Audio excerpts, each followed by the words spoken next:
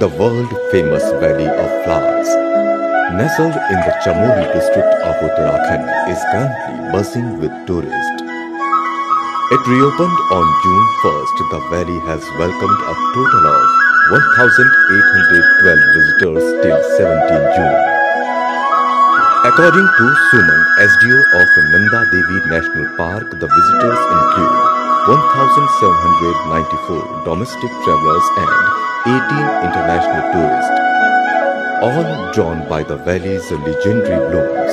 As we know that Chief Minister Pushkar Singh Dhami has categorically said that tourist security should top a priority of state government, which is why large number of tourists are coming to witness paradise on earth. This early season influx has already generated revenue of 3,43,250 for park authorities. With the arrival of monsoon rains, the blooming of flowers has now begun, gradually transforming the valley into a colorful paradise.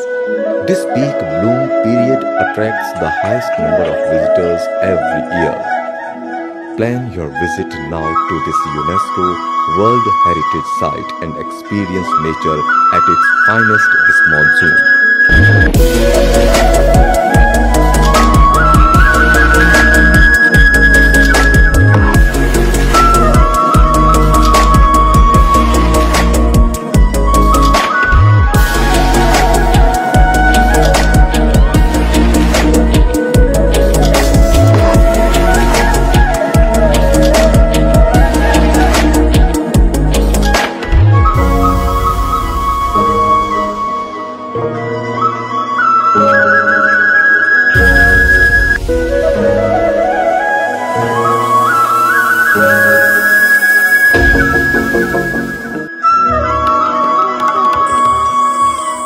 और अब रह गई है फूलों की घाटी बस आधा किलोमीटर दूर। यहाँ पे रास्ता थोड़ा समतल हो गया है। वैली ऑफ फ्लावर्स का लास्ट 1 किलोमीटर का ट्रैक काफी पथरीला है, लेकिन इसका अधिकतर पार्ट फ्लैट है, तो इसे कवर करने में ज्यादा दिक्कत नहीं होती।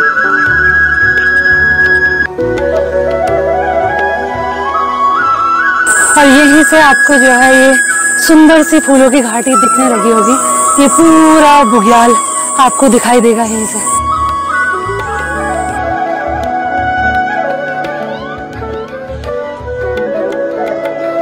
फूलों की घाटी से कुछ मीटर पहले एक और वाटर स्ट्रीम आता है, जिसे बामन धौड़ कहते हैं।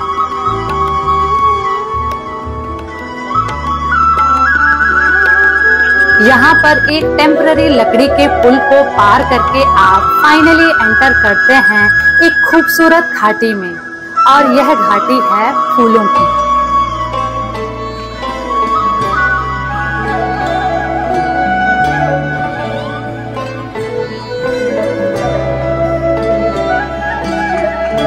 चार किलोमीटर की खड़ी चढ़ाई वाले ट्रैक के बाद फाइनली पहुंच गई हूं मैं फूलों की घाटी।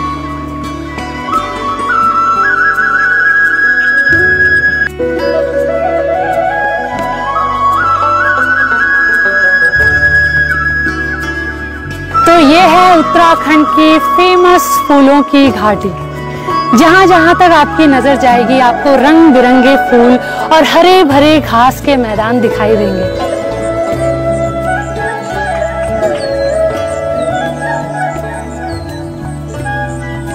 ये घाटी चारों तरफ ऊंचे ऊंचे हरे भरे पहाड़ों से ढकी हुई है, और इन पहाड़ों पर आपको जगह जगह खूबसूरत झरने बहते हुए दिखाई देंगे।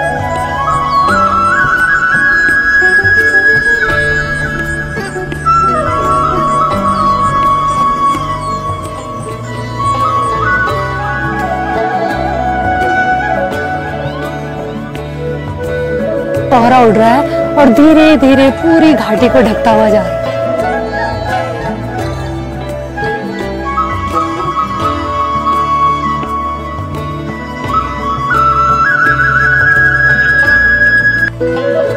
अब बात करते हैं इस जगह की खोज की कि कैसे ये जगह दुनिया के सामने आई।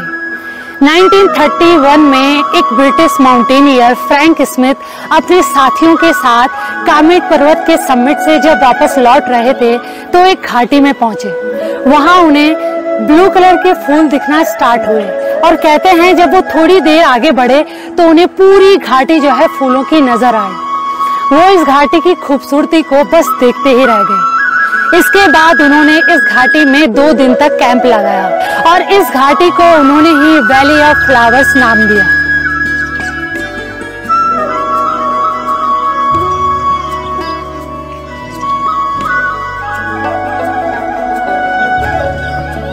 कहते हैं कि वो इस घाटी की खूबसूरती से इतना प्रभावित हुए कि वे 1937 में फिर से इस घाटी में आए और 1938 में उन्होंने एक बुक पब्लिश की जिसका नाम था वैली ऑफ फ्लावर्स। और इस बुक के पब्लिश होने के बाद ये घाटी वर्ल्ड फेमस हो गई।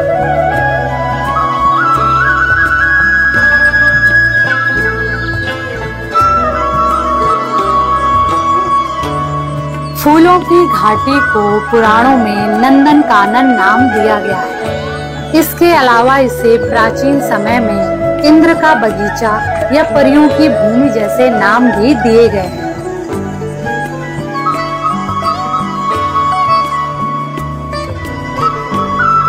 मूल रूप से ये पूरा एरिया भ्यूधार वैली के नाम से जाना जाता है और यहाँ के सबसे हाईएस्ट पॉइंट की अगर बात करें तो वो है गौरी पर्वत जो लगभग 22,000 फीट की ऊंचाई पर है।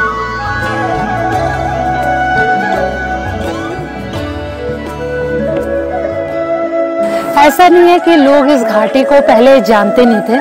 यहाँ के जो लोकल लोग होते थे वे अक्सर अपने जानवरों को चराने के लिए इसी रीजन में आया करते थे और इन्हीं बुग्यालों में जो है वो अपने जानवरों को चराया करते थे। बुग्याल यानी ये हरे भरे घास के मैदान।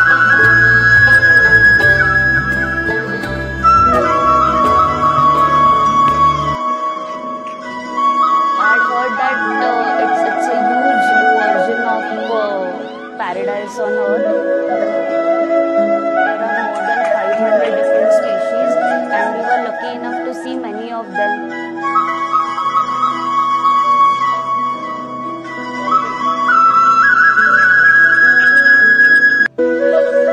Behind the natural view created by these rock walls is arguably India's most famous trekking route, the Valley of Flowers.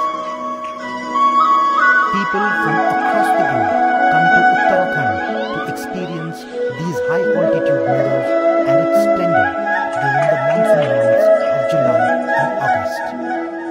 Almost every geographical feature is covered over here, so we got to see everything from snow-clad mountains to waterfalls to meadows to grasslands to rocky terrains and flowers, glaciers. Everything is available over here. People are very humble. They were guiding us throughout the way. We got to experience trekking also, photography also, a bit of botany also we got to learn. The exquisite biodiversity of this UNESCO World Heritage Site also supports tourism-related jobs for locals in the lean months of the year. Ashish Pawar has walked these fields as a guide for almost 15 years now. तो flower को ये सब देखने को तो मिल जाता है हमारे घर के आसपास और बुग्यालों में भी, लेकिन ये साइंटिफिक नेम और ये सब ये इसको मतलब सीखने में बहुत टाइम लगा। अभी तो इतना है कि हम 80% फ्लावर तो पहचान ही लेते हैं, बता सकते हैं। सीखने के लिए बुक्स हो गई या फिर हमारे बहुत ज़्यादा क्लाइंट जो होता है फॉरेनर होता है और उनको अच्छा नॉलेज होता है हमारे फ्लावर का, धीरे धीरे उनसे हासिल करके सीखते हैं। लोग आते हैं, एंजॉय करते हैं nature, Himalaya nature, beautiful flower को, तो काफ़ी लोग खुश भी होते हैं, काफ़ी लोग गम भी होते हैं। जिसका एक्सपेक्टेशन होता है कि फ्लावर बहुत बड़े मिलेंगे तो यहाँ पे आके उन्हें फ्लावर नहीं मिलते। वो वाइल्ड फ्लावर है, कोई गार्डन में तो है नहीं कि जैसा मर्जी वैसा लगा। This valley was discovered almost 90 years ago in 1951 by 3 British mountaineers.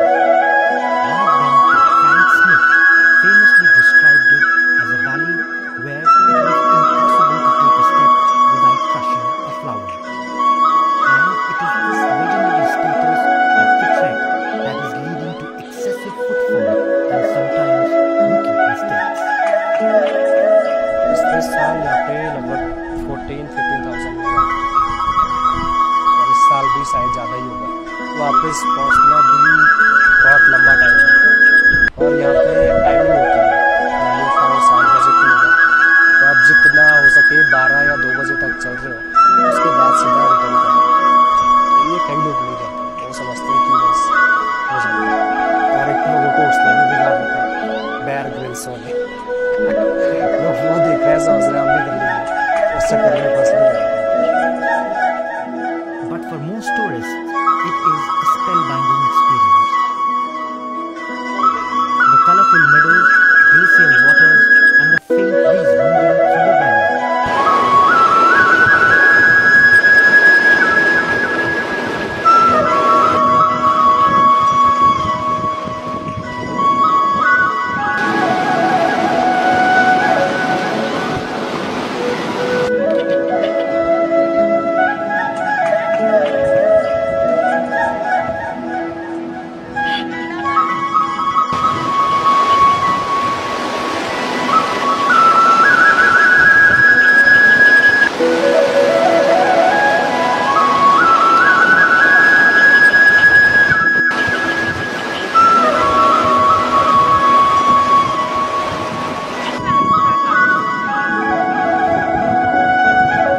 Exchange offer is not available.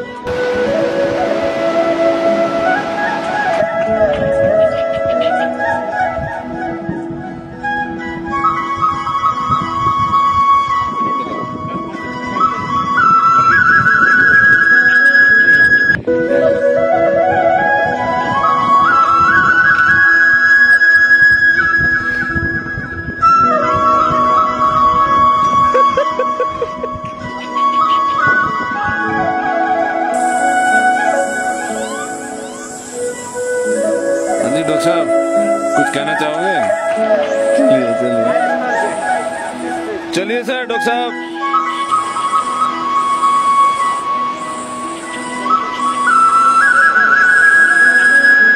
चलिए सर चलिए चलिए चलिए चलिए सर डॉक्टर साहब।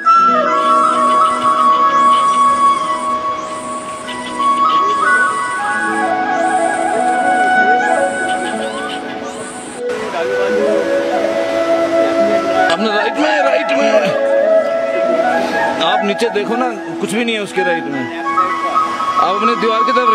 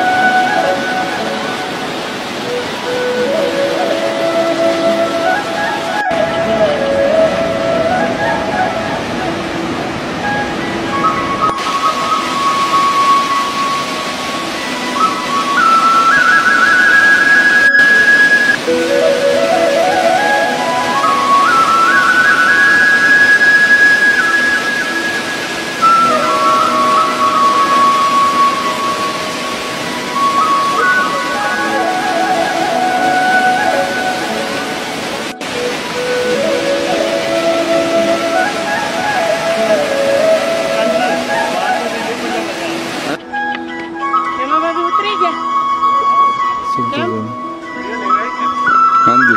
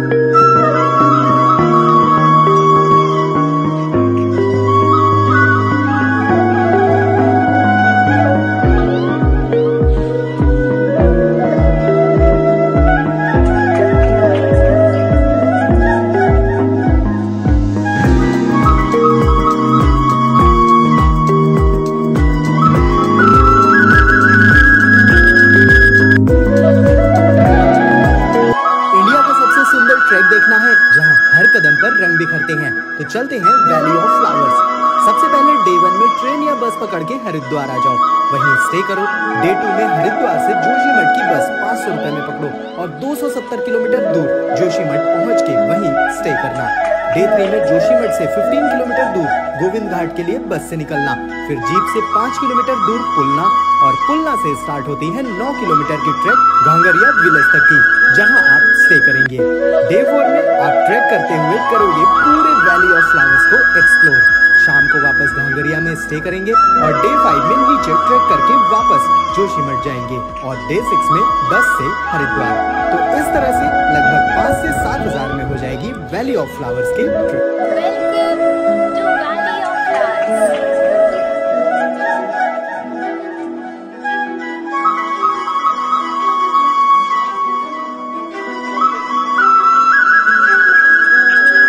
Good morning everybody, I am Megha and welcome back to this channel. Currently I am in Govind Ghat, which is the starting point of this trek to Valley of Flowers. मैं तो बहुत ही ज़्यादा excited हूँ इस trek के लिए। Valley of Flowers has been on my checklist since forever.